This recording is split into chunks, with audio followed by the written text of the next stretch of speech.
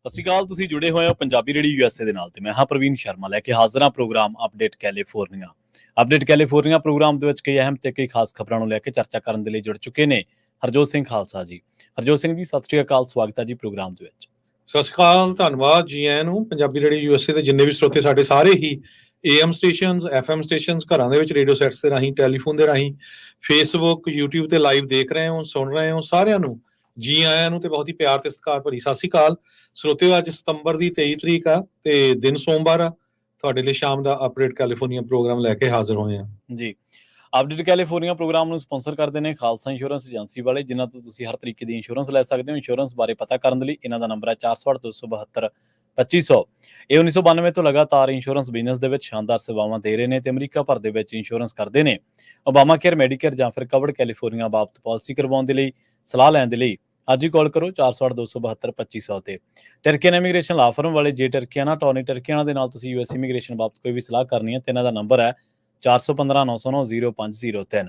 Gurbachan Singh Nagra Sacramento, Sarabjit Singh Kulwinder Singh, Surjit Singh Chahal Yuba City, Gurdev Singh Sohal Antelope, Sarabjit Singh ਤੇ ਪਰਿਵਾਰ ਐਲਗਰੋਵ, ਕਮਲਜੀਤ ਸਿੰਘ ਮੱਖਣ ਦੌਲਤਪੁਰੀ ਮੈਂਟਿਕਾ, ਬਿਸਲਾ ਪਰਿਵਾਰ ਫਰੈਜ਼ਨੋ ਤੇ ਕੁਲਦੀਪ ਸਿੰਘ ਸੰਘਾ, ਧਰਮ ਸਿੰਘ ਸੰਘਾ ਬੇਕਰਸਫੀਲਡ ਤੋਂ। ਇਹਨਾਂ ਸਾਰੇ ਹੀ ਸਪਾਂਸਰਸ ਦਾ ਬਹੁਤ ਬਹੁਤ ਧੰਨਵਾਦ। ਤੇ ਜੇਕਰ ਤੁਸੀਂ ਵੀ ਪੰਜਾਬੀ ਰੇਡੀਓ USA ਦੇ ਇਹਨਾਂ ਪ੍ਰੋਗਰਾਮਾਂ ਨੂੰ ਸਪਾਂਸਰ ਕਰਨਾ ਚਾਹੁੰਦੇ ਹੋ ਤਾਂ ਸਟੂਡੀਓ ਦਾ ਨੰਬਰ ਹੈ 468-272-5200 ਜੀ। ਅੱਜ ਦੀਆਂ ਖਬਰਾਂ ਵੱਲ ਚੱਲੀਏ ਤੇ ਇਜ਼ਰਾਈਲ ਵਾਲੇ ਧੜਾ ਧੜ ਲੈਬਨਾਨ ਦੇ ਵਿੱਚ ਅਟੈਕ ਕਰ ਰਹੇ ਆ। ਸਵੇਰੇ ਤੁਹਾਡੇ ਨਾਲ ਖਬਰਾਂ ਸਾਂਝੀਆਂ ਕੀਤੀਆਂ ਸੀ। ਉਸ ਤੋਂ ਬਾਅਦ ਜਿਹੜੀ ਅਪਡੇਟ ਹੋਈ ਆ, ਹੁਣ ਤੱਕ 492 ਲੋਕ ਮਾਰੇ ਜਾ ਚੁੱਕੇ ਹੈਗੇ ਆ ਲੈਬਨਾਨ ਦੇ ਵਿੱਚ, ਜਿਨ੍ਹਾਂ ਦੇ ਵਿੱਚ 35 ਬੱਚੇ ਆ ਤੇ ਕੁਛ ਜਿਹੜੀਆਂ ਲੇਡੀਜ਼ ਹੈਗੀਆਂ। 1645 ਦੇ ਕਰੀਬ ਲੋਕ ਜਿਹੜੇ ਆ ਉਹ ਫੱਟੜ ਹੋ ਚੁੱਕੇ ਹੈਗੇ ਆ। ਪੂਰੀ ਦੁਨੀਆ ਜਿਹੜਾ ਆ ਇਸ ਦਾ ਕ੍ਰਿਟਿਸਿਜ਼ਮ ਕਰ ਰਹੀ ਹੈਗੀ ਆ। ਯੂਨਾਈਟਿਡ ਨੇਸ਼ਨਸ ਨੇ ਕਾਲ ਕੀਤਾ ਹੈ ਤੇ ਇਮੀਡੀਏਟਲੀ ਇਸ ਨੂੰ ਬੰਦ ਕੀਤਾ ਜਾਵੇ। ਇਹਦੇ ਨਾਲ ਜਿਹੜਾ ਪੂਰੇ ਦਾ ਪੂਰਾ ਏਰੀਆ ਆ ਉਹ ਜੰਗ ਵਾਲਾ ਮੈਦਾਨ ਬਣ ਸਕਦਾ ਹੈਗਾ। ਫਰਾਂਸ ਨੇ ਵੀ ਇਹ ਕਿਹਾ ਵੀ ਐਮਰਜੈਂਸੀ ਜਿਹੜੀ ਆ UN ਦੀ ਸਿਕਿਉਰਿਟੀ ਕਾਉਂਸਲ ਦੀ ਮੀਟਿੰਗ ਲੈਬਨਾਨ ਦੇ ਵਿੱਚ ਰੱਖੀ ਜਾਵੇ ਤੇ ਇਸ ਜੰਗ ਨੂੰ ਰੋਕਿਆ ਜਾਵੇ। ਤੁਹਾਨੂੰ ਪਤਾ ਹੀ ਆ, ਸਵੇਰੇ ਅਸੀਂ ਕਾਫੀ ਐਕਸਪਲੇਨ ਕੀਤਾ ਸੀ ਕਿਸ ਤਰ੍ਹਾਂ ਲੈਬਨਾਨ ਦੇ ਵਿੱਚ ਪਹਿਲਾਂ ਜਿਹੜੇ ਆ ਉਹ ਪੇਜਰਸ, ਫਿਰ ਉੱਥੇ ਜਿਹੜੀ ਬੰਬਾਰਡਮੈਂਟ ਕੀਤੀ ਗਈ ਆ। ਬਹੁਤ ਹੀ ਜਿਹੜੀ ਸਿਚੁਏਸ਼ਨ ਆ ਲੈਬਨਾਨ 'ਚ ਇਸ ਟਾਈਮ ਮਾੜੀ ਬਣੀ ਹੋਈ ਹੈਗੀ ਆ। ਜੀ ਜੀ, ਬਿਲਕੁਲ। ਅਗਲੀ ਖਬਰ ਦੇ ਵੱਲ ਵਧੀਏ ਤੇ ਆਪਾਂ ਗੱਲ ਕਰੀਏ ਇੱਕ ਅਜਿਹੀ ਕਹਾਣੀ ਦੀ ਜਿਸ ਕਹਾਣੀ ਨੂੰ ਜਾਂ ਜਿਹੜੇ ਬੰਦੇ ਨਾਲ ਵਾਪਰੀ ਹੈ, ਜਦੋਂ ਉਹਦੇ ਤੇ ਆਪਾਂ ਗੱਲ ਕਰਦੇ ਹਾਂ ਤੇ ਉਹਨੂੰ ਸ਼ਾਇਦ ਕਿਸੇ ਨੂੰ ਵੀ ਉਸ ਤੇ ਇਤਬਾਰ ਨਾ ਆਵੇ। ਕੈਲੀਫੋਰਨੀਆ ਦੇ ਵਿੱਚੋਂ ਇੱਕ ਬੱਚਾ 1951 ਦੇ ਵਿੱਚ ਲਾਪਤਾ ਹੁੰਦਾ ਹੈ। ਉਹਨੂੰ ਲਾਪਤਾ ਹੋਣ ਤੋਂ ਬਾਅਦ 7 ਦਹਾਕਿਆਂ ਬਾਅਦ ਉਹ ਆਪਣੇ ਪਰਿਵਾਰ ਤੋਂ ਮਿਲਦਾ ਹੈ। ਆਕਲੈਂਡ ਦੀ ਇਹ ਕਹਾਣੀ ਹੈ ਜਿੱਥੋਂ ਇੱਕ ਬੱਚਾ 21 ਫਰਵਰੀ 1951 ਨੂੰ ਆਪਣੇ ਵੱਡੇ ਭਰਾ ਦੇ ਨਾਲ ਖੇਡ ਰਿਹਾ ਸੀਗਾ ਤੇ ਉਸ ਤੋਂ ਬਾਅਦ ਉਹਨੂੰ ਉੱਥੇ ਇੱਕ ਬੀਬੀ ਨੇ ਅਲਬੀਨੋ ਨੂੰ, ਜਿਹੜਾ ਉਹ ਵੈਸਟ ਆਕਲੈਂਡ ਦੇ ਇੱਕ ਪਾਰਕ ਤੋਂ ਇਹ ਕਹਿ ਕੇ ਕਿ ਮੈਂ ਤੈਨੂੰ ਕੈਂਡੀ ਦਿਆਂਗੀ, ਤੇ ਉਸ ਤੋਂ ਬਾਅਦ ਉਹਨੂੰ ਉੱਥੋਂ ਚੁੱਕ ਲਿਆ। ਬਾਅਦ ਦੇ ਵਿੱਚ ਪਤਾ ਲੱਗਿਆ ਕਿ ਇਹ ਜਿਹੜਾ ਐਲਬੀਨੋ ਆ ਉਹ ਉਸ ਨੂੰ ਲੱਭਣ ਦੇ ਯਤਨ ਕੀਤੇ। ਹੁਣ ਜਿਹੜੇ ਵੀ ਪਰਿਵਾਰ ਦੇ ਵਿੱਚੋਂ ਕੋਈ ਬੱਚਾ ਲਾਪਤਾ ਹੁੰਦਾ ਤੇ ਉਹਨੂੰ ਲੱਭਣ ਦੀ ਕੋਸ਼ਿਸ਼ ਹੁੰਦੀ ਆ ਤੇ ਪਰ ਉਸ ਤੋਂ ਬਾਅਦ ਉਹ ਨਹੀਂ ਲੱਭਿਆ। ਹੁਣ 7 ਦਹਾਕਿਆਂ ਬਾਅਦ ਜਦੋਂ ਉਹ ਆਪਣੇ ਪਰਿਵਾਰ ਦੇ ਬਾਰੇ ਖੋਜ ਕਰ ਰਿਹਾ ਸੀ, ਜਦੋਂ ਆਪਣੇ ਪਰਿਵਾਰ ਦੇ ਬਾਰੇ ਜਦੋਂ ਉਹਨੇ ਆਪਣੇ ਵੰਸ਼ ਟੈਸਟ ਜਾਂ ਪੁਰਾਣੀਆਂ ਫੋਟੋਆਂ, ਅਖਬਾਰਾਂ ਦੀਆਂ ਕਲਿੱਪਾਂ ਦੀ ਮਦਦ ਦੇ ਨਾਲ ਉਹਨੂੰ ਲੱਭਿਆ ਗਿਆ ਤੇ ਦੱਸਿਆ ਗਿਆ ਕਿ ਬੇ ਏਰੀਏ ਦਾ ਇੱਕ ਨਿਊਜ਼ ਗਰੁੱਪ ਉਹਨੇ ਦੱਸਿਆ ਕਿ ਆਕਲੈਂਡ ਦੇ ਵਿੱਚ ਲੂਇਸ ਅਰਮਾਂਡੋ ਐਲਬੀਨੋ ਦੀ ਭਤੀਜੀ ਜਿਹੜੀ ਆ ਉਹਨੇ FBI ਦੀ ਸਹਾਇਤਾ ਦੇ ਨਾਲ ਤੇ ਜਸਟਿਸ ਡਿਪਾਰਟਮੈਂਟ ਦੀ ਸਹਾਇਤਾ ਦੇ ਨਾਲ ਉਹਨੂੰ ਲੱਭਿਆ, ਆਪਦੇ ਚਾਚੇ ਨੂੰ। ਅਲਬੀਨੋ ਇਸ ਟਾਈਮ ਇੱਕ ਪਿਤਾ ਤੇ ਇੱਕ ਦਾਦਾ ਬਣ ਚੁੱਕਿਆ ਤੇ ਇੱਕ ਸੇਵਾ ਮੁਕਤ ਫਾਇਰ ਫਾਈਟਰ ਹੈ। ਉਹਨੇ ਮਰੀਨ ਕੋਰ ਦੇ ਵਿੱਚ ਵੀ ਕੰਮ ਕੀਤਾ ਤੇ ਵੀਅਤਨਾਮ ਦੇ ਵਿੱਚ ਵੀ ਉਹਨੇ ਸੇਵਾ ਕੀਤੀ ਹੈ। ਉਹਦੀ ਜਿਹੜੀ ਭਤੀਜੀ ਹੈ 63 ਸਾਲਾਂ ਦੀ ਹੈ, ਅਲੀਡਾ ਲੈਕਿਨ, ਉਹਦੇ ਮੁਤਾਬਕ ਉਹਨੇ ਅਲਬੀਨੋ ਨੂੰ ਲੱਭ ਲਿਆ ਤੇ ਜੂਨ ਦੇ ਵਿੱਚ ਉਸ ਨੂੰ ਉਸਦੇ ਪਰਿਵਾਰ ਦੇ ਨਾਲ ਕੈਲੀਫੋਰਨੀਆ ਦੇ ਵਿੱਚ ਮਿਲਾਇਆ। ਸੋ ਇਸ ਖਬਰ ਦੀ ਖਾਸੀ ਚਰਚਾ ਹੈ। ਲੂਇਸ ਅਰਮਾਂਡੋ ਐਲਬੀਨੋ ਇਸ ਟਾਈਮ ਜਿਹੜਾ ਉਹ 79 ਸਾਲ ਦਾ ਤੇ ਉਹ ਜਿਹੜਾ ਉਹਦਾ ਭਰਾ ਜਿਹਦੇ ਨਾਲ ਉਹ ਖੇਡਦਾ ਲਾਪਤਾ ਹੋ ਗਿਆ ਸੀਗਾ, ਜਿਹੜਾ 82 ਸਾਲ ਦਾ ਸੀ, ਹੋ ਚੁੱਕਿਆ ਇਸ ਟਾਈਮ। ਉਹ ਕਹਿੰਦੇ ਕਿ 70 ਸਾਲ ਦਾ ਸਮਾਂ ਜਿਹੜਾ ਉਹ ਹੋ ਚੁੱਕਿਆ, ਪਰ ਅੱਜ ਤੱਕ ਉਹਦੇ ਜਿਹੜੇ ਮਨ ਦੇ ਵਿੱਚ ਉਹ ਯਾਦਾਂ ਨੇ ਉਹ ਤਾਜ਼ੀਆਂ ਨੇ। ਤੇ ਉਸ ਤੋਂ ਬਾਅਦ ਉਹਨੇ ਕਿਹਾ ਕਿ ਆਪਦੀ ਭਤੀਜੀ ਦਾ ਵੀ ਜਿਹੜਾ ਉਹ ਧੰਨਵਾਦ ਕੀਤਾ ਕਿ ਉਹਨੇ ਇੰਨੀ ਆਸ ਜਿਹੜੀ ਆ ਉਹ ਨਹੀਂ ਗਵਾਈ ਕਿ ਉਹਨੇ ਮੈਨੂੰ ਲੱਭ ਲਿਆ। ਆਕਲੈਂਡ ਟ੍ਰਿਬਿਊਨ ਆਰਟੀਕਲ ਜਿਹੜਾ ਕਿ ਉਸ ਟਾਈਮ ਰਿਪੋਰਟ ਕੀਤਾ ਗਿਆ ਸੀ ਪੁਲਿਸ ਨੂੰ, ਉਸ ਤੋਂ ਬਾਅਦ ਬਹੁਤ ਸਾਰੇ ਹੋਰ ਅਖਬਾਰਾਂ ਦੇ ਵਿੱਚ ਇਹਨੂੰ ਲੱਭਿਆ ਗਿਆ, ਸੈਨ ਫਰਾਂਸਿਸਕੋ ਬੇ ਤੇ ਹੋਰ ਬਹੁਤ ਸਾਰੇ ਅਖਬਾਰਾਂ ਦੀਆਂ ਕਟਿੰਗਸ ਦੇ ਨਾਲ, ਖਬਰਾਂ ਦੇ ਨਾਲ। ਤੇ ਦੱਸਿਆ ਜਾ ਰਿਹਾ ਕਿ 2020 ਦੇ ਵਿੱਚ ਇੱਕ DNA ਟੈਸਟ ਵੀ ਜਿਹੜਾ ਉਹ ਅਲਕੀਨੋ ਦਾ ਲਿਆ ਗਿਆ ਸੀਗਾ ਤੇ ਉਸ ਤੋਂ ਬਾਅਦ 22% ਮੈਚ ਕਰ ਰਿਹਾ ਸੀ ਉਹਦੀ ਫੈਮਿਲੀ ਦੇ ਨਾਲ। ਤੇ ਫਿਰ ਹੌਲੀ-ਹੌਲੀ ਇਹਦੀ ਜਦੋਂ ਫਾਲੋਅਪ ਹੋਇਆ ਇਸ ਕਹਾਣੀ ਦਾ, ਦੱਸਿਆ ਗਿਆ ਤੇ ਫਿਰ ਅਲਕੀਨੋ ਨੂੰ ਜਿਹੜਾ ਲੱਭ ਲਿਆ ਗਿਆ। ਜੂਨ 24 ਦੀ ਗੱਲ ਆ, ਜਦੋਂ ਉਹ ਦੱਸਦੇ ਆ ਕਿ ਇੱਕ FBI ਜਿਹੜਾ ਏਜੰਟ ਸੀਗਾ ਲੂਇਸ, ਉਹਨੇ ਆਕਲੈਂਡ ਆਇਆ ਤੇ ਉਹਨੇ ਕਿਹਾ ਕਿ ਉਹ ਜਿਹੜਾ ਤੁਹਾਡਾ ਬੱਚਾ 6 ਸਾਲਾਂ ਦਾ ਲਾਪਤਾ ਹੋਇਆ ਸੀ 1951 ਦੇ ਵਿੱਚ, ਉਹਨੂੰ ਲੱਭ ਲਿਆ ਗਿਆ ਤੇ ਉਹ ਇਸ ਟਾਈਮ ਅਲਕੀਨੋ ਹੀ ਆ, ਜਿਹੜਾ ਕਿ ਸਟੈਨਲੈਸ ਕਾਉਂਟੀ ਦੇ ਵਿੱਚ ਕੈਲੀਫੋਰਨੀਆ ਦੇ ਵਿੱਚ ਰਹਿ ਰਿਹਾ ਜੀ। ਜੀ, ਸੋ ਡਿਫਰੈਂਟ ਤਰ੍ਹਾਂ ਦੀਆਂ ਸਟੋਰੀਆਂ ਆਉਂਦੀਆਂ। ਅੱਜ ਇੱਕ ਨਿਊਯਾਰਕ ਟਾਈਮ ਸਟੋਰੀ ਰਿਪੋਰਟ ਕਰ ਰਿਹਾ ਵੀ ਇੱਕ ਕੈਲੀਫੋਰਨੀਆ ਦੇ ਵਿੱਚ ਜਿਹੜੀ ਬਿੱਲੀ ਆ ਉਹ ਗਵਾਚ ਗਈ, ਜੋ ਕਿ 800 ਮੀਲ ਦੂਰ ਤੱਕ ਚਲੇ ਗਈ ਸੀ। ਉਸ ਤੋਂ ਬਾਅਦ ਉਸਨੇ ਫਿਰ ਆਪਣਾ ਜਿਹੜਾ ਘਰ ਆ ਉਹ ਲੱਭ ਲਿਆ ਹੈਗਾ। ਕਹਿੰਦੇ ਵੀ ਜਿਹੜੀ ਇਹ ਬਿੱਲੀ ਆ ਜੈਲੋਸਟੋਨ ਨੈਸ਼ਨਲ ਪਾਰਕ ਦੇ ਵਿੱਚ ਇੱਕ ਕੈਂਪਿੰਗ ਟ੍ਰਿਪ ਦੇ ਦੌਰਾਨ ਜਿਹੜੀ ਆ ਗਵਾਚ ਗਈ ਸੀ ਤੇ ਇਹਦੇ ਓਨਰ ਬੈਨੀ ਤੇ ਸੂਜ਼ੈਨ ਐਂਗੁਐਨੋ ਉਹਨਾਂ ਨੇ ਕਦੇ ਵੀ ਉਸ ਨੂੰ ਵਾਪਸ ਨਹੀਂ ਦੇਖਿਆ। ਤੇ ਫਿਰ ਕਾਫੀ ਸਮੇਂ ਬਾਅਦ ਉਹ ਸਲੀਨਸ ਦੇ ਵਿੱਚ ਜਿੱਥੇ ਕਪਲ ਰਹਿੰਦਾ ਸੀ ਉੱਥੇ ਜਿਹੜੀ ਬਿੱਲੀ ਆ ਤੁਰ ਕੇ ਦੇਖੋ ਆਪਣੇ ਘਰ ਕਹਿੰਦੇ ਪਹੁੰਚ ਗਈ ਹੈਗੀ ਆ। ਇਹ 800 ਮੀਲ ਦਾ ਜਿਹੜਾ ਡਿਸਟੈਂਸ ਆ ਉਹ ਬਣਦਾ ਹੈਗਾ ਆ। 2 ਮਹੀਨੇ ਬਾਅਦ ਰੋਜ਼ਵਿਲ ਹੋਰ ਏਰੀਏ ਤੋਂ ਘੁੰਮਦੀ ਹੋਈ, ਜਿੱਧਰ ਉਹ ਦੇਖ ਵੀ ਰਹੇ ਸੀ, ਸਰਚ ਵੀ ਕਰ ਰਹੇ ਸੀ ਜਿਹੜੇ ਉਹਦੇ ਮਾਲਕ ਸੀਗੇ, ਉਹ ਆਪਣੇ ਘਰ ਪਹੁੰਚ ਗਈ ਹੈਗੀ ਆ। ਤੇ ਸੋ ਇਸ ਸਟੋਰੀ ਨੂੰ ਨਿਊਯਾਰਕ ਟਾਈਮ ਨੇ ਜਿਹੜਾ ਦੇਖੋ ਕਵਰ ਕੀਤਾ ਆ ਵੀ ਇਦਾਂ ਦਾ ਵੀ ਜਿਹੜਾ ਆ ਜਾਨਵਰਾਂ ਦੇ ਵਿੱਚ ਹੋ ਜਾਂਦਾ ਹੈ ਜੀ। ਅਗਲੀ ਖਬਰ ਦੇ ਵੱਲ ਵਧੀਏ ਤੇ ਗੱਲ ਕਰੀਏ ਕੈਲੀਫੋਰਨੀਆ ਦੇ ਵਿੱਚ ਸਕੂਲਾਂ ਦੇ ਬਾਰੇ। ਕੈਲੀਫੋਰਨੀਆ ਦੇ ਸਕੂਲਾਂ ਦੇ ਵਿੱਚ ਜਿਹੜਾ ਕ੍ਰਾਈਮ ਹੈ ਜਾਂ ਥ੍ਰੈਟ ਦੀਆਂ ਖਬਰਾਂ ਆਪਾਂ ਲਗਾਤਾਰ ਤੁਹਾਡੇ ਨਾਲ ਸਾਂਝੀਆਂ ਕਰ ਰਹੇ ਹਾਂ। ਹੁਣ ਕੈਲੀਫੋਰਨੀਆ ਜਿਹੜੇ ਸਕੂਲ ਡਿਸਟ੍ਰਿਕਟਸ ਨੇ, ਇਹਨਾਂ ਨੂੰ ਹੁਣ ਇੱਕ ਨਵਾਂ ਜਿਹੜਾ ਲਾਅ ਆ ਉਹਦੇ ਤਹਿਤ ਸਕੂਲਾਂ ਦੇ ਵਿੱਚ ਸਮਾਰਟਫੋਨਾਂ ਤੇ ਜਿਹੜੀ ਪਾਬੰਦੀ ਉਹ ਲਾਉਣੀ ਪਊਗੀ। ਡੈਮੋਕ੍ਰੈਟਿਕ ਜਿਹੜੇ ਗਵਰਨਰ ਗੇਵਿਨ ਨਿਊਸਮ ਨੇ, ਉਹਨਾਂ ਨੇ ਇਹ ਜਿਹੜਾ ਲਾਅ ਆ ਉਹ ਸਾਈਨ ਕਰ ਦਿੱਤਾ ਤੇ ਦੱਸਿਆ ਜਾ ਰਿਹਾ ਕਿ ਕੈਲੀਫੋਰਨੀਆ ਨੂੰ ਜਿਹੜਾ ਉਹ ਇਸ ਟਾਈਮ ਜਿਹੜੀ ਕੈਲੀਫੋਰਨੀਆ ਸਟੇਟ ਆ ਉਹ ਉਹਨਾਂ ਸਟੇਟਾਂ ਦੇ ਵਿੱਚ ਜਾਂ ਪਹਿਲੀ ਇਹੋ ਜਿਹੀ ਸਟੇਟ ਹੈ ਜਿਹੜੀ ਕਿ ਐਫਰਟ ਕਰ ਰਹੀ ਹੈ ਆਪਣੇ ਵਿਦਿਆਰਥੀਆਂ ਨੂੰ ਮੋਬਾਈਲ ਫੋਨ ਤੋਂ ਦੂਰ ਕਰਨ ਦੀ।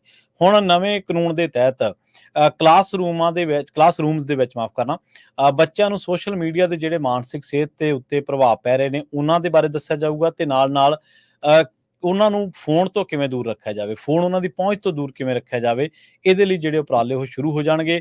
ਫਲੋਰੀਡਾ, ਲੁਜ਼ੀਆਨਾ, ਇੰਡੀਆਨਾ ਤੇ ਕਈ ਹੋਰ ਰਾਜਾਂ ਨੇ ਵਿਦਿਆਰਥੀਆਂ ਦੇ ਸਕੂਲਾਂ ਦੇ ਵਿੱਚ ਫੋਨ ਦੀ ਵਰਤੋਂ ਨੂੰ ਸੀਮਿਤ ਕਰਨ ਦੇ ਉਦੇਸ਼ ਨਾਲ ਜਿਹੜੇ ਕਾਨੂੰਨ ਨੇ ਉਹ ਪਾਸ ਕੀਤੇ ਨੇ। ਪਰ ਕੈਲੀਫੋਰਨੀਆ ਦੇ ਵਿੱਚ ਜਿਹੜਾ ਅਕੈਡਮਿਕ, ਸਮਾਜਿਕ ਵਿਕਾਸ ਤੇ ਹੋਰ ਜਿਹੜੇ ਕਾਨੂੰਨ ਆ, ਨਵਾਂ ਕਾਨੂੰਨ ਆ, ਉਹ ਵਿਦਿਆਰਥੀਆਂ ਨੂੰ ਇਹਨਾਂ ਚੀਜ਼ਾਂ ਦੇ ਉੱਤੇ, ਜਦੋਂ ਕਿ ਉਹ ਮੋਬਾਈਲ ਸਕਰੀਨਾਂ ਤੇ ਲੱਗੇ ਰਹਿੰਦੇ ਨੇ ਆਪਣੇ ਸਕੂਲ ਦੇ ਵਿੱਚ ਕਲਾਸ ਦੇ ਦਰਮਿਆਨ ਵੀ, ਹੁਣ ਉਹਨਾਂ ਸਕਰੀਨਾਂ ਦੇ ਉੱਤੇ ਨਹੀਂ ਲੱਗਿਆ ਜਾਊਗਾ। ਨਿਊਜ਼ਮ ਨੇ ਇੱਕ ਬਿਆਨ ਦੇ ਵਿੱਚ ਕਿਹਾ, ਗਵਰਨਰ ਨਿਊਸਮ ਨੇ, ਕਿ ਆਉਣ ਵਾਲੇ ਸਮੇਂ ਦੇ ਵਿੱਚ ਸਾਨੂੰ ਕੈਲੀਫੋਰਨੀਆ ਦੇ ਸਕੂਲਾਂ ਦੇ ਵਿੱਚ ਵਿਦਿਆਰਥੀਆਂ ਦੀ ਮਾਨਸਿਕ ਸਿਹਤ ਤੇ ਉਹਨਾਂ ਦੇ ਮਾਨਸਿਕ ਉਦੇਸ਼, ਜਿਹਦੇ ਨਾਲ ਉਹਨਾਂ ਨੂੰ ਇੱਕ ਨਵੇਂ ਵਿਜ਼ਨਰੀ ਅਸੀਂ ਵਿਦਿਆਰਥੀ ਪੈਦਾ ਕਰ ਸਕਾਂਗੇ, ਕਿਉਂਕਿ ਉਹਨਾਂ ਦਾ ਜਿਹੜਾ ਧਿਆਨ ਭਟਕਦਾ ਉਹ ਹੋਰ ਚੀਜ਼ਾਂ ਦੇ ਵਿੱਚ ਵੜੇ ਰਹਿੰਦੇ ਨੇ, ਉਹ ਹੋਰ ਚੀਜ਼ਾਂ ਦੇ ਵਿੱਚ ਮਸ਼ਰੂਫ ਹੁੰਦੇ ਨੇ, ਬਿਜ਼ੀ ਹੁੰਦੇ ਨੇ, ਜਿਹਦੇ ਨਾਲ ਉਹਨਾਂ ਦਾ ਜਿਹੜਾ ਅਕੈਡਮਿਕ ਲੈਵਲ ਹੈ, ਜੋ ਚੀਜ਼ਾਂ ਨੂੰ ਸਮਝਣ ਦਾ ਤਰੀਕਾਕਾਰ ਆ, ਮਾਨਸਿਕ ਤੌਰ ਤੇ ਜਿਹੜੀ ਸਮਰੱਥਾ ਹੈ, ਉਹ ਬਹੁਤ ਜ਼ਿਆਦਾ ਪ੍ਰਭਾਵਿਤ ਹੁੰਦੀ ਹੈ। ਹੁਣ ਜਿਹੜੇ ਆਲੋਚਕ ਵੀ ਹੁੰਦੇ ਨੇ, ਹਰ ਪਾਲਿਸੀ ਦੇ, ਹਰ ਨੀਤੀ ਦੇ ਕੁਛ ਨਾ ਕੁਛ ਆਲੋਚਕ ਹੁੰਦੇ ਨੇ ਜਿਨ੍ਹਾਂ ਨੂੰ ਉਹ ਚੀਜ਼ ਦੇ ਵਿੱਚ ਗਲਤ ਨਜ਼ਰ ਆਉਂਦਾ। ਉਹਨਾਂ ਦਾ ਕਹਿਣਾ ਹੈ ਕਿ ਲਾਗੂ ਕਰਨ ਦੇ ਲਈ ਅਧਿਆਪਕਾਂ ਤੇ ਬੋਝ ਨਹੀਂ ਪੈਣਾ ਚਾਹੀਦਾ। ਦੂਜੇ ਇਹ ਗੱਲ ਹੈ ਕਿ ਇਹ ਜਿਹੜਾ ਰੂਲ ਹੈ ਵਿਦਿਆਰਥੀਆਂ ਦੇ ਲਈ ਮਦਦ ਮੰਗਣਾ ਔਖਾ ਬਣਾ ਦੇਣਗੇ। ਜੇਕਰ ਕੋਈ ਐਮਰਜੈਂਸੀ ਹੋਈ ਤਾਂ ਇਹ ਦਲੀਲ ਦਿੱਤੀ ਜਾਊਗੀ ਕਿ ਫੋਨ ਤੇ ਪਾਬੰਦੀ ਦੇ ਫੈਸਲੇ ਜਿਹੜੇ ਨੇ ਉਹ ਕਿ ਵਿਅਕਤੀਗਤ ਤੌਰ ਤੇ ਛੱਡ ਦਿੱਤੇ ਜਾਂਦੇ ਆ, ਇੱਕ ਇੰਡੀਵਿਜੂਅਲ ਦੇ ਤੌਰ ਤੇ ਕਿਵੇਂ ਡੀਲ ਕੀਤਾ ਜਾਵੇ ਉਹਦੇ ਤਰੀਕੇ ਨਾਲ। ਪਰ ਉਹ ਕਹਿੰਦੇ ਕਿ ਅਸੀਂ ਸਪੋਰਟ ਕਰਦੇ ਹਾਂ ਉਹਨਾਂ ਡਿਸਟ੍ਰਿਕਟਸ ਨੂੰ ਜਿਨ੍ਹਾਂ ਨੇ ਇੰਡੀਪੈਂਡੈਂਟਲੀ ਜਿਹੜੇ ਇੰਪਲੀਮੈਂਟ ਕੀਤਾ ਹੋਇਆ ਇਹਨਾਂ ਪਾਬੰਦੀਆਂ ਨੂੰ, ਕਿਉਂਕਿ ਉਹਨਾਂ ਨੂੰ ਲੱਗਦਾ ਕਿ ਇਹ ਜਿਹੜੇ ਸਕੂਲਾਂ ਦੇ ਵਿੱਚ ਜਿਹੜੀ ਇਹ ਗੱਲਬਾਤ ਆ ਸਮਾਰਟਫੋਨਾਂ ਦੇ ਉੱਤੇ ਜ਼ਿਆਦਾ ਰੁੱਝੇ ਰਹਿੰਦੇ ਨੇ ਵਿਦਿਆਰਥੀ, ਇਹ ਉਹਨਾਂ ਦੀ ਪੜ੍ਹਾਈ ਦੇ ਨਾਲ ਉਹਨਾਂ ਦੀ ਮਾਨਸਿਕ ਸਿਹਤ ਨੂੰ ਬਹੁਤ ਬੁਰੇ ਤਰੀਕੇ ਨਾਲ ਪ੍ਰਭਾਵਿਤ ਕਰਦਾ ਹੈ। ਦੱਸਿਆ ਜਾ ਰਿਹਾ ਕਿ ਆਉਣ ਵਾਲੇ ਸਮੇਂ ਦੇ ਵਿੱਚ ਜਿਹੜਾ ਲਾ ਉਹ ਸਕੂਲ ਡਿਸਟ੍ਰਿਕਟ ਨੂੰ ਇੱਕ ਪਾਸ ਇੱਕ ਰੂਲ ਕਰਨਾ ਪਊਗਾ ਜੁਲਾਈ 1 2026 ਦੇ ਮਾਮਲੇ ਦੇ ਵਿੱਚ। ਕਿਹਾ ਜਾ ਰਿਹਾ ਕਿ ਉਹਨਾਂ ਨੂੰ ਲਿਮਟ ਲਾਉਣੀ ਪਊਗੀ ਜਾਂ ਸਟੂਡੈਂਟਸ ਨੂੰ ਬੈਨ ਹੀ ਕਰਨਾ ਪਊਗਾ ਕਿ ਉਹ ਸਮਾਰਟਫੋਨਾਂ ਦੀ ਜਿਹੜੀ ਵਰਤੋਂ ਆ ਕੈਂਪਸ ਦੇ ਵਿੱਚ ਨਾ ਕਰਨ। ਜੀ ਜੀ, ਅਗਲੀ ਖਬਰ ਵੱਲ ਚਲੀਏ। ਕੈਲੀਫੋਰਨੀਆ ਦੇ ਵਿੱਚ ਜਿਹੜੀ ਐਕਸਨ ਮੋਬਿਲ ਕੰਪਨੀ ਆ ਉਹਨੂੰ ਜਿਹੜਾ ਆ ਹੁਣ ਕੈਲੀਫੋਰਨੀਆ ਦੇ ਅਟਾਰਨੀ ਜਨਰਲ ਵੱਲੋਂ ਲਾ ਸੂਟ ਫਾਈਲ ਕੀਤਾ ਗਿਆ ਹੈ।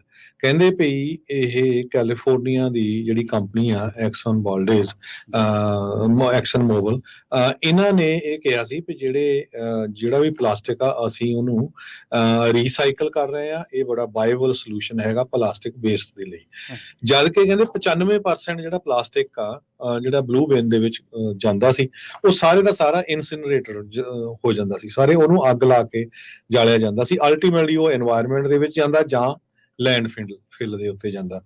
ਸੋ ਇਹ ਲਾ ਸੂਟ ਜਿਹੜਾ ਆ ਇਹ ਨਵਾਂ ਐਵਨਿਊ ਆ ਹੁਣ ਰਿਪਰੈਜ਼ੈਂਟ ਕਰਦਾ legal fight fossil fuel companies ਦੇ ਅਗੇਂਸਟ ਜਿਹੜੀਆਂ ਕਿ ਪੋਲੂਸ਼ਨ ਦੇ ਲਈ ਰਿਸਪੌਂਸੀਬਲ ਹੈਗੀਆਂ ਆ।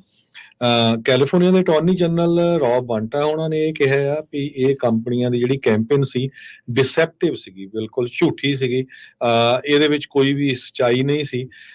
ਕੇਸ ਜਿਹੜਾ ਆ ਉਹ ਸੁਪੀਰੀਅਰ ਕੋਰਟ ਆਫ ਕੈਲੀਫੋਰਨੀਆ ਦੀ ਜਿਹੜੀ ਸੈਨ ਫਰਾਂਸਿਸਕੋ ਦੇ ਵਿੱਚ ਆ ਉੱਥੇ ਇਹ ਐਕਸਨ ਮੋਬਿਲ ਕੰਪਨੀ ਦੇ ਅਗੇਂਸਟ ਫਾਈਲ ਕੀਤਾ ਗਿਆ ਹੈਗਾ। ਜਿਹੜੀ ਸਟੇਟਮੈਂਟ ਜਾਰੀ ਕੀਤੀ ਗਈ ਆ ਐਕਸਨ ਮੋਬਿਲ ਨੇ ਇਹ ਕਿਹਾ ਵੀ ਐਡਵਾਂਸ ਰੀਸਾਈਕਲਿੰਗ ਅਸੀਂ ਕਰਦੇ ਹਾਂ। 60 million pound of plastic waste landfill ਤੋਂ ਜਿਹੜੀ ਬਾਹਰ ਅਸੀਂ ਕੱਢੀ ਹੈਗੀ ਆ। ਪਰ ਇਹ ਸਾਰੇ ਕਾਸੇ ਦੇ ਵਿੱਚ ਇੱਕ ਪ੍ਰੋਫੈਸਰ ਹੈਗੇ ਆ ਉਹ ਕਹਿੰਦੇ ਆ ਵੀ ਲੇਹੀ ਜਿਓਨਾ ਨਾਮ ਦੇ ਅਸਿਸਟੈਂਟ ਪ੍ਰੋਫੈਸਰ ਆ এনवायरमेंटल ਤੇ ਕਲਾਈਮੇਟ ਲਾਅ ਦੇ ਕਾਰਨੈਲ ਯੂਨੀਵਰਸਿਟੀ ਦੇ ਵਿੱਚ। ਉਹਨਾਂ ਨੇ ਇਹ ਕਿਹਾ ਵੀ ਇਹ ਜਿਹੜਾ ਲਾ ਸੂਟ ਆ ਸੈਕੰਡ ਫਰੰਟ ਹੈਗਾ ਹੁਣ ਫੋਸਲ ਫਿਊਲ ਕੰਪਨੀਜ਼ ਨੂੰ ਅਕਾਊਂਟੇਬਲ ਬਣਾਉਣ ਦੇ ਲਈ। ਇਸ ਤੋਂ ਪਹਿਲਾਂ ਵੀ ਕਈ ਲਾ ਸੂਟ ਚੱਲ ਰਹੇ ਹੈਗੇ ਆ ਜਿਹਦੇ ਵਿੱਚ ਡਿਸੈਪਸ਼ਨ ਦੇ ਜਿਹੜੇ ਚਾਰजेस ਲੱਗੇ ਗਏ ਹੈਗੇ ਆ। ਕੈਲੀਫੋਰਨੀਆ ਹੁਣ ਕਈ ਸਟੇਟਾਂ ਦੇ ਵਿੱਚੋਂ ਇੱਕ ਸਟੇਟ ਬਣ ਗਈ ਆ ਜਿਨ੍ਹਾਂ ਨੇ ਇਹ ਕਲਾਈਮੇਟ ਚੇਂਜ ਨੂੰ ਲੈ ਕੇ ਇਸ ਕੰਪਨੀ ਨੂੰ ਜਿਹੜਾ ਸੂ ਕੀਤਾ ਹੈਗਾ ਆ। ਸੋ ਇਹਦੇ ਨਾਲ ਹੁਣ ਕਿਸ ਤਰ੍ਹਾਂ ਜਿਹੜਾ ਪਲਾਸਟਿਕ ਨੂੰ ਰੀਸਾਈਕਲ ਕਰੂਗੇ ਉਹ ਤਾਂ ਆਉਣ ਵਾਲੇ ਸਮੇਂ 'ਚ ਪਤਾ ਲੱਗੂਗਾ। ਪਰ ਬਹੁਤ ਸਾਰੀਆਂ ਜਿਹੜੀਆਂ ਨਾਨ ਪ੍ਰੋਫਿਟ ਆਰਗੇਨਾਈਜੇਸ਼ਨਸ ਆ ਜਿਨ੍ਹਾਂ ਦੇ ਵਿੱਚ ਸਿਆਰਾ ਕਲੱਬ ਆ, ਸਰਫਾਈਡਰ ਫਾਊਂਡੇਸ਼ਨ ਆ, ਹੀਲ ਦਾ ਵੇ ਤੇ ਬੇ ਕੀਪਰਸ ਆ, ਇਹਨਾਂ ਨੇ ਵੀ ਸੈਪਰੇਟ ਜਿਹੜੇ ਲਾ ਸੂਟਸ ਆ ਉਹ ਐਕਸਨ ਮੋਬਿਲ ਦੇ ਅਗੇਂਸਟ ਫਾਈਲ ਕੀਤੇ ਹੋਏ ਹੈਗੇ ਆ। ਦੂਸਰੇ ਪਾਸੇ ਕੈਲੀਫੋਰਨੀਆ ਦੇ ਗਵਰਨਰ ਗੈਬਨ ਨਿਊਸਮ ਹੋਣਾ ਨੇ ਇੱਕ ਨਵਾਂ ਬਿੱਲ ਜਿਹੜਾ ਆ ਉਸ ਨੂੰ ਸਾਈਨ ਕਰ ਦਿੱਤਾ ਜੋ ਕਿ ਹੁਣ ਲਾ ਬਣ ਜਾਊਗਾ, ਜਿਹਦੇ ਮੁਤਾਬਕ ਕੈਲੀਫੋਰਨੀਆ ਦੇ ਗਰੋਸਰੀ ਸਟੋਰ ਦੇ ਵਿੱਚ ਪਲਾਸਟਿਕ ਬੈਗਸ ਦੇ ਉੱਤੇ ਪੂਰੀ ਤਰ੍ਹਾਂ ਜਿਹੜਾ ਆ ਬੈਨ ਲੱਗ ਜਾਊਗਾ। ਤੇ ਪੇਪਰ ਔਰ ਪਲਾਸਟਿਕ ਕਹਿੰਦੇ ਕੋਈ ਹੁਣ ਚੁਆਇਸ ਨਹੀਂ ਹੋਊਗੀ ਗਰੋਸਰੀ ਸਟੋਰਸ ਦੀਆਂ ਜਿਹੜੀਆਂ ਚੈੱਕ ਆਊਟ ਲਾਈਨਸ ਆ ਉਹਨਾਂ ਦੇ ਉੱਤੇ। ਨਵੇਂ ਲਾ ਦੇ ਮੁਤਾਬਕ ਸਿਰਫ ਪੇਪਰ ਜਿਹੜੇ ਬੈਗਸ ਆ ਜਾਂ ਜਿਹੜੇ ਤੁਹਾਡੇ ਬੰਦਾ ਕੱਪੜੇ ਵਾਲੇ ਬੈਗ ਲੈ ਜਾਂਦਾ ਆ ਉਹ ਹੀ ਵਰਤੇ ਜਾਣਗੇ। ਪਰ ਪਲਾਸਟਿਕ ਜਿਹੜੀ ਆ ਉਹ ਕਿਸੇ ਵੀ ਸਟੋਰ ਦੇ ਉੱਤੇ ਨਹੀਂ ਵਰਤੀ ਜਾਊਗੀ। ਕੈਲੀਫੋਰਨੀਆ ਨੇ ਥਿਨ ਜਿਹੜੀ ਪਲਾਸਟਿਕ ਸ਼ਾਪਿੰਗ ਬੈਗਸ ਆ ਉਹ ਬੈਨ ਕਰਤੇ ਆ ਸ਼ਾਪਿੰਗ ਸੁਪਰਮਾਰਕੀਟਸ ਤੇ ਹੋਰ ਸਟੋਰਾਂ ਦੇ ਉੱਤੇ ਵੀ। ਸੋ ਇਹ ਜਿਹੜਾ ਬੈਨ ਆ ਇਹ 2026 ਤੋਂ ਸ਼ੁਰੂ ਹੋ ਜਾਊਗਾ ਤੇ ਕੰਜ਼ਿਊਮਰਸ ਜਿਹੜੇ ਆਪਣੇ ਬੈਗ ਲੈ ਕੇ ਆਉਂਦੇ ਆ ਤੇ ਉਹਨਾਂ ਨੂੰ ਇਹ ਕਿਹਾ ਜਾਊਗਾ ਵੀ ਜੇ ਪੇਪਰ ਬੈਗ ਚਾਹੀਦਾ ਤਾਂ ਉਹ ਲੈ ਲਓ ਤੇ ਜਾਂ ਆਪਣਾ ਜਿਹੜਾ ਤੁਹਾਡਾ ਕਲੋਥ ਤੋਂ ਕੱਪੜੇ ਤੋਂ ਬਣਿਆ ਹੋਇਆ ਆ ਪਰ ਪਲਾਸਟਿਕ ਬੈਗ ਤੁਸੀਂ ਯੂਜ਼ ਨਹੀਂ ਕਰ ਸਕਦੇ ਹੈਗੇ। ਸਟੇਟ ਸੈਨੇਟਰ ਕੈਥਰੀਨ ਬਲੈਕਸਪੀਅਰ ਇਸ ਬਿੱਲ ਦੇ ਸਪੋਰਟਰ ਆ। ਉਸਨੇ ਇਹ ਕਿਹਾ ਵੀ ਜਿਹੜੇ ਲੋਕ ਪਲਾਸਟਿਕ ਬੈਗ ਯੂਜ਼ ਕਰੂਗੇ ਉਹਨਾਂ ਨੂੰ ਜਿਹੜਾ ਫਾਈਨ ਵੀ ਕੀਤਾ ਜਾਊਗਾ। ਪਲਾਸਟਿਕ ਸਭ ਤੋਂ ਵੱਡਾ ਜਿਹੜਾ ਕਲਾਈਮੇਟ ਦਾ ਪੋਲੂਟਰ ਹੈਗਾ ਆ। ਇਹ ਆਪਾਂ ਦੇਖਿਆ ਆ ਬਹੁਤ ਸਾਰੀਆਂ ਵੀਡੀਓਜ਼ ਵੀ ਆਉਂਦੀਆਂ ਕਿਸ ਤਰ੍ਹਾਂ ਸਮੁੰਦਰ ਦੇ ਵਿੱਚ ਜਿਹੜੇ ਜਾਨਵਰ ਆ ਉਹ ਮਰ ਜਾਂਦੇ ਆ। ਬਾਹਰ ਵੀ ਆਪਾਂ ਦੇਖੀਆਂ ਗਾਈਆਂ ਜਾਂ ਹੋਰ ਜਿਹੜੇ ਜਾਨਵਰ ਆ ਜੇ ਕਿਤੇ ਪਲਾਸਟਿਕ ਖਾ ਲੈਣ ਤੇ ਉਹਨਾਂ ਦੀ ਜਿਹੜੀ ਆ ਕਈ ਵਾਰੀ ਚੋਕ ਕਰ ਜਾਂਦੇ ਆ, ਮੌਤ ਜਿਹੜੀ ਹੋ ਜਾਂਦੀ ਹੈਗੀ ਆ। ਸੋ ਇਹਦੇ ਸੰਬੰਧ ਦੇ ਵਿੱਚ ਉਹਨਾਂ ਨੇ ਇਹ ਕਿਹਾ ਵੀ ਕੱਲਾ ਅਸੀਂ ਚੋਕ ਜਿਹੜਾ ਆ ਉਹ ਲੋਕਾਂ ਨੂੰ ਜਾਂ ਪਸ਼ੂਆਂ ਨੂੰ ਨਹੀਂ ਕਰ ਰਹੇ, ਆਪਣੇ ਪੂਰੇ ਪਲੈਨਟ ਨੂੰ ਪਲਾਸਟਿਕ ਵੇਸਟ ਦੇ ਨਾਲ ਚੋਕ ਕਰ ਰਹੇ ਹੈਗੇ ਆ। 12 ਸਟੇਟਾਂ ਜਿਨ੍ਹਾਂ ਦੇ ਵਿੱਚ ਹੁਣ ਕੈਲੀਫੋਰਨੀਆ ਵੀ ਬਣ ਗਈ ਆ, ਇਹਨਾਂ ਨੇ ਕਿਸੇ ਨਾ ਕਿਸੇ ਤਰ੍ਹਾਂ ਦਾ ਜਿਹੜਾ ਸਟੇਟ ਵਾਈਡ ਪਲਾਸਟਿਕ ਬੈਨ ਉਹ ਲਾਇਆ ਹੋਇਆ ਆ। ਤੇ according to environmental advocacy group environmental America research and policy center, ਤੇ ਹੰਡਰਡਸ ਆਫ ਸਿਟੀਜ਼ 28 ਸਟੇਟਾਂ ਦੇ ਵਿੱਚ ਆਲਰੇਡੀ ਪਲਾਸਟਿਕ ਬੈਗਸ ਨੂੰ ਬੈਨ ਕਰ ਚੁੱਕੀ ਹੈਗੀ ਜੀ। ਅਗਲੀ ਖਬਰ ਦੇ ਵੱਲ ਵਧੀਏ ਤੇ ਅਗਲੀ ਖਬਰ ਇਸ ਟਾਈਮ ਲਾਸ ਐਂਜਲਸ ਤੋਂ ਆ ਰਹੀ ਹੈ। ਲਾਸ ਐਂਜਲਸ ਦੇ ਵਿੱਚ ਇੱਕ ਸਿੰਗਲ ਇੰਜਨ ਜਿਹੜਾ ਪਲੇਨ ਸੀਗਾ ਉਹ ਹਾਦਸਾਗ੍ਰਸਤ ਹੋ ਗਿਆ ਤੇ ਇਹਦੇ ਵਿੱਚ ਪਾਇਲਟ ਦੀ ਮੌਤ ਹੋ ਚੁੱਕੀ ਆ। ਦੱਸਿਆ ਜਾ ਰਿਹਾ ਕਿ ਇਹ CJ6 ਤੇ ਸਿੰਗਲ ਇੰਜਨ ਜਿਹੜਾ ਯਕੋਲ ਜਿਹੜਾ ਯੋਰਕ 52 ਉਹ ਜਹਾਜ਼ ਸੀਗਾ ਜਿਹੜਾ ਨਦਰਨ ਲਾਸ ਐਂਜਲਸ ਦੇ ਇਲਾਕਿਆਂ ਦੇ ਵਿੱਚ ਦੁਪਹਿਰੇ 1 ਵਜੇ ਹਾਦਸਾਗ੍ਰਸਤ ਹੋਇਆ। ਫੈਡਰਲ ਐਵੀਏਸ਼ਨ ਜਿਹੜੀ ਐਡਮਿਨਿਸਟ੍ਰੇਸ਼ਨ ਆ ਉਹਦੇ ਦੱਸਣ ਦੇ ਮੁਤਾਬਕ 2 ਪਾਇਲਟ ਇਹਦੇ ਵਿੱਚ ਸੀਗੇ ਜਿਹੜੇ ਸਵਾਰ ਸੀਗੇ ਜਦੋਂ ਇਹਨੇ ਉਡਾਨ ਭਰੀ ਆ। Los Angeles County fire department ਨੇ ਰਿਸਪੌਂਡ ਕੀਤਾ ਸੀਗਾ ਇੱਕ ਜਿਹੜੀ ਕਾਲ ਆ ਕਿ ਇੱਥੇ ਇੱਕ ਜਹਾਜ਼ ਹਾਦਸਾਗ੍ਰਸਤ ਹੋ ਗਿਆ ਨਦਰਨ ਇਲਾਕਿਆਂ ਦੇ ਵਿੱਚ, ਤੇ ਉਸ ਤੋਂ ਬਾਅਦ ਦੱਸਿਆ ਗਿਆ ਸੀਗਾ ਕਿ ਇੱਕ ਜਿਹੜਾ ਪਾਇਲਟ ਆ ਉਹਨੂੰ ਥਾਂ ਜਿਹੜਾ ਮ੍ਰਿਤਕ ਐਲਾਨ ਦਿੱਤਾ ਗਿਆ ਸੀ, ਤੇ ਜਦੋਂ ਕਿ ਦੂਜੇ ਨੂੰ ਹਸਪਤਾਲ ਜਿਹੜਾ ਉਹ ਲਿਜਾਇਆ ਗਿਆ ਸੀਗਾ ਉਹਦੇ ਕੋਈ ਜ਼ਿਆਦਾ ਸੱਟਾਂ ਜਿਹੜੀਆਂ ਉਹ ਨਹੀਂ ਲੱਗੀਆਂ। ਪਲੇਨ ਨੂੰ ਲੈਂਡ ਕਰ ਲਿਆ ਗਿਆ ਸੀਗਾ ਇੰਟਰਸੈਕਸ਼ਨ 47th ਜਿਹੜੀ ਸਟਰੀਟ ਹੈ ਈਸਟ ਦੇ ਇਲਾਕਿਆਂ ਦੇ ਵਿੱਚ ਤੇ ਐਵੀਨਿਊ F ਦੇ ਇਲਾਕਿਆਂ ਦੇ ਵਿੱਚ, ਪਰ ਬਾਵਜੂਦ ਇਸ ਦੇ ਜਿਹੜਾ ਇਹ ਲੈਂਡ ਕਰਨ ਵੇਲੇ ਇਹ ਹਾਦਸਾਗ੍ਰਸਤ ਹੋ ਗਿਆ, ਜਿਹਦੇ ਵਿੱਚ ਇੱਕ ਪਾਇਲਟ ਦੀ ਥਾਂ ਜਿਹੜੀ ਆ ਉਹ ਮੌਤ ਹੋਣ ਬਾਰੇ ਪਤਾ ਲੱਗਿਆ ਜੀ। ਅਗਲੀ ਖਬਰ ਵੱਲ ਚਲੀਏ ਤੇ ਨਿਊਯਾਰਕ ਟਾਈਮ ਰਿਪੋਰਟ ਕਰ ਰਹੀ ਆ ਕਿ ਹਜ਼ਾਰਾਂ ਦੀ ਗਿਣਤੀ ਦੇ ਵਿੱਚ ਅਗਸਤ ਤੇ ਸਤੰਬਰ ਮਹੀਨੇ ਦੇ ਵਿੱਚ ਟੈਕਨੋਲੋਜੀ ਸੈਕਟਰ ਦੇ ਵਿੱਚ ਗਲੋਬਲ ਜੌਬਸ ਜਿਹੜੀਆਂ ਆ ਉਹ ਗਈਆਂ ਆ। ਇੱਕ ਤਰ੍ਹਾਂ ਨਾਲ ਬਲੱਡ ਬਾਥ ਜੌਬਸ ਦੇ ਵਿੱਚ ਚੱਲ ਰਿਹਾ ਆ। ਟੈਕ ਵਰਕਰਸ ਵੱਖ-ਵੱਖ ਵੱਡੀਆਂ ਕੰਪਨੀਆਂ ਨੇ ਲੇ ਆਫ ਕਰ ਦਿੱਤੇ ਆ, ਜਿਨ੍ਹਾਂ 'ਚ ਐਮਾਜ਼ਨ, ਇੰਟਲ, ਸਿਸਕੋ, ਮਾਈਕਰੋਸਾਫਟ, ਇਹ ਸਾਰੀਆਂ ਕੰਪਨੀਆਂ, ਗੂਗਲ, ਇਹ ਵੀ ਆਉਂਦੀਆਂ ਹੈਗੀਆਂ। layoff.fyi ਦੇ ਵੈਬਸਾਈਟ ਦੇ ਮੁਤਾਬਕ 1,37,500 ਟੈਕ ਵਰਕਰਸ ਲੇ ਆਫ ਹੋ ਚੁੱਕੇ ਆ 400 ਕੰਪਨੀਆਂ ਵੱਲੋਂ ਵਰਲਡ ਵਾਈਡ। ਤੇ ਇੱਕ ਹੋਰ ਜਿਹੜਾ ਟਰੈਕਰ ਹੈਗਾ ਆ ਵੈਬਸਾਈਟ ਟਰੂ ਅਪ, ਉਹਨਾਂ ਦੇ ਮੁਤਾਬਕ 2,15,402 ਲੋਕ ਲੇ ਆਫ ਹੋ ਚੁੱਕੇ ਹੈਗੇ ਆ। ਅਗਸਤ ਪਹਿਲੀ ਨੂੰ ਇੰਟਲ ਨੇ ਅਨਾਉਂਸ ਕੀਤਾ ਸੀ ਵੀ 15% ਵਰਕ ਫੋਰਸ ਉਹਨਾਂ ਦੀ, ਜੋ ਕਿ 15,000 ਤੋਂ ਲੈ ਕੇ 19,000 ਵਰਕਰ ਬਣਦਾ ਆ, ਉਹ ਜਨਵਰੀ ਪਹਿਲੀ 2025 ਤੋਂ ਲੇ ਆਫ ਕਰ ਦੇਣਗੇ। ਐਪਲ ਨੇ ਵੀ 100 ਤੋਂ ਵੱਧ ਜਿਹੜੀਆਂ ਲੇ ਆਫਸ ਆ ਉਹ ਕੀਤੀਆਂ ਹੈਗੀਆਂ। ਸਤੰਬਰ ਮਹੀਨੇ ਦੇ ਵਿੱਚ IT ਹਾਰਡਵੇਅਰ ਕੰਪਨੀ ਸਿਸਕੋ ਨੇ ਅਨਾਉਂਸ ਕੀਤਾ ਸੀ 5600 ਵਰਕਰ, ਜੋ ਕਿ 7% ਉਹਨਾਂ ਦੀ ਵਰਕਫੋਰਸ ਬਣਦਾ ਹੈ, ਉਹ ਲੇ ਆਫ ਕਰ ਦਿੱਤੇ ਆ। ਮਾਈਕਰੋਸਾਫਟ ਨੇ ਇਹ ਕਿਹਾ ਵੀ 650 ਦੇ ਕਰੀਬ ਜਿਹੜੇ ਉਹਨਾਂ ਦੇ EMPLOYEES ਆ, ਉਹਨਾਂ ਦੀ Xbox ਡਿਵੀਜ਼ਨ ਦੇ ਵਿੱਚ ਆ, ਉਹਨਾਂ ਨੂੰ ਲੇ ਆਫ ਕਰ ਦਿੱਤਾ ਹੈਗਾ। IBM ਨੇ ਪੂਰੀ ਦੀ ਪੂਰੀ ਇੱਕ ਉਹਨਾਂ ਦੀ ਰਿਸਰਚ ਤੇ ਡਿਵੈਲਪਮੈਂਟ ਡਿਵੀਜ਼ਨ ਜਿਹੜੀ ਚਾਈਨਾ 'ਚ ਆ, ਉਹਨਾਂ ਨੇ 1000 ਬੰਦਾ 2024 ਦੇ ਵਿੱਚ ਲੇ ਆਫ ਕਰ ਦਿੱਤਾ ਹੈਗਾ। ਇਹ ਸੋ ਜਿਹੜੀਆਂ ਮੈਂ ਕੰਪਨੀਆਂ ਦੇ ਨਾਂ ਤੁਹਾਡੇ ਨਾਲ ਸਾਂਝੇ ਕੀਤੇ ਆ, ਇਹ ਵੱਡੀਆਂ ਕੰਪਨੀਆਂ ਆ। ਇਸ ਸਾਲ ਗੂਗਲ ਨੇ ਮਾਸ ਲੇ ਆਫ ਕੀਤੀ ਸੀ 12,000 ਦੇ ਕਰੀਬ ਵਰਕਰਸ, ਤਾਂ ਕਿ ਉਹ ਆਪਣੀ ਜਿਹੜੀ ਲਾਸ ਆ ਉਸ ਨੂੰ ਘੱਟ ਕਰ ਸਕਣ। ਡੈਲ, IBM, ਐਪਲ, ਇਹ ਸਾਰੇ ਜਿਹੜੀਆਂ ਕੰਪਨੀਆਂ ਆ, ਇਹਨਾਂ ਨੇ ਟੈਕਨੋਲੋਜੀ 'ਚ ਲੋਕਾਂ ਨੂੰ ਲੇ ਆਫ ਕੀਤਾ ਆ। ਆਟੋਮੋਟਿਵ ਕੰਪਨੀ ਸਟੈਲੈਂਟਿਸ, ਉਹਨਾਂ ਨੇ ਅਨਾਉਂਸ ਕੀਤਾ 2500 ਵਰਕਰਸ ਉਹ ਲੇ ਆਫ ਕਰਨ ਜਾ ਰਹੇ ਹੈਗੇ ਆ। ਸੋ ਇੱਕ ਨਵਾਂ ਰਿਪੋਰਟ ਆਈ ਆ ਜ਼ਿਪ ਰਿਕਰੂਟਰ ਦੇ ਮੁਤਾਬਕ, ਉਹਨਾਂ ਨੇ ਕਿਹਾ ਕਿ ਹਰ ਇੱਕ ਇੰਡਸਟਰੀ ਦੇ ਵਿੱਚ, ਰੀਟੇਲ ਤੋਂ ਲੈ ਕੇ ਮੈਨੂਫੈਕਚਰਿੰਗ ਦੇ ਵਿੱਚ ਮੈਸਿਵ ਕੱਟਸ ਹੋ ਰਹੇ ਆ, ਤੇ ਤਨਖਾਹਾਂ ਦੇ ਵਿੱਚ ਵੀ ਕੱਟ ਹੋ ਰਹੇ ਆ, ਤੇ ਲੋਕਾਂ ਨੂੰ ਲੇ ਆਫ ਵੀ ਜਿਹੜਾ ਆ ਕੀਤਾ ਜਾ ਰਿਹਾ ਹੈਗਾ ਜੀ। ਅਗਲੀ ਜਿਹੜੀ ਖਬਰ ਉਹ ਲਾਸ ਐਂਜਲਸ ਤੋਂ ਆ ਰਹੀ ਹੈ। ਲਾਸ ਐਂਜਲਸ ਦੇ ਵਿੱਚ ਜਿਹੜੀ Los Angeles County department public health, ਉਹਨੇ ਇਹ ਵਾਰਨਿੰਗ ਦਿੱਤੀ ਹੈ ਕਿ ਐਮਪੌਕਸ ਦੇ ਜਿਹੜੇ ਕੇਸਿਸ ਆ ਉਹ ਲਗਾਤਾਰ ਵੱਧ ਰਹੇ ਆ ਲਾਸ ਐਂਜਲਸ ਏਰੀਆ ਦੇ ਵਿੱਚ, ਤੇ ਦੱਸਿਆ ਜਾ ਰਿਹਾ ਕਿ ਉਹ ਲੋਕ ਜਿਨ੍ਹਾਂ ਨੇ ਵੈਕਸੀਨੇਸ਼ਨ ਨਹੀਂ ਲਈ ਹੋਈ, ਜਿਹੜੇ ਵੈਕਸੀਨੇਟਡ ਨਹੀਂ ਹੈਗੇ, ਉਹਨਾਂ ਦੇ ਜ਼ਿਆਦਾ ਚਾਂਸਸ ਹੈ ਕਿ ਉਹ ਇਹਦੇ ਪ੍ਰਭਾਵ ਦੇ ਵਿੱਚ ਆ ਜਾਣ। ਪਬਲਿਕ ਹੈਲਥ ਨੇ ਅਨਾਉਂਸ ਕੀਤਾ ਕਿ 52 ਨਵੇਂ ਕੇਸ ਸਾਹਮਣੇ ਆਏ ਨੇ LA ਕਾਉਂਟੀ ਦੇ ਵਿੱਚ ਪਿਛਲੇ 4 ਹਫ਼ਤਿਆਂ ਦੇ ਦੌਰਾਨ, ਤੇ ਇਸੇ ਵਿੱਚ ਦੱਸਿਆ ਗਿਆ ਕਿ ਇਹ ਜਿਹੜੇ ਨੇ ਇਹ 2 ਗੁਣਾ ਨੇ ਜਿਹੜੇ ਪਿਛਲੇ 4 ਹਫ਼ਤੇ ਲੰਘੇ ਉਹਦੇ ਵਿੱਚ, ਜਾਣੀ ਕਿ ਉਦੋਂ ਜਿਹੜੀ ਕੇਸਾਂ ਦੀ ਗਿਣਤੀ ਸੀਗੀ ਉਹ ਤਕਰੀਬਨ 25-26 ਦੇ ਕਰੀਬ ਸੀ ਤੇ ਹੁਣ 52 ਤੋਂ ਵੱਧ ਦੱਸੀ ਗਈ ਹੈ। 70% ਇਹਨਾਂ ਦੇ ਵਿੱਚ ਉਹ ਲੋਕ ਨੇ ਜਿਹੜੇ ਵੈਕਸੀਨੇਟਡ ਨਹੀਂ ਸੀਗੇ, ਜਿਨ੍ਹਾਂ ਨੇ ਐਮਪੌਕਸ ਦੇ ਲਈ ਵੈਕਸੀਨੇਸ਼ਨ ਨਹੀਂ ਸੀ ਲਈ ਹੋਈ।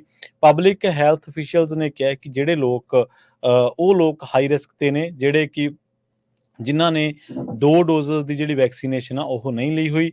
ਸੈਕੰਡ ਡੋਜ਼ ਜਿਹੜੀ ਜੇ ਕਿਸੇ ਨੇ 1 ਡੋਜ਼ ਲਈ ਹੋਈ ਹੈ ਤਾਂ ਉਹਦੇ ਲਈ ਸੈਕੰਡ ਡੋਜ਼ ਬਹੁਤ ਜ਼ਰੂਰੀ ਹੈ, ਜਿਹੜੀ ਕਿ ਐਮਪੌਕਸ ਤੋਂ ਬਚਾਅ ਕਰ ਸਕਦੀ ਹੈ ਜੀ।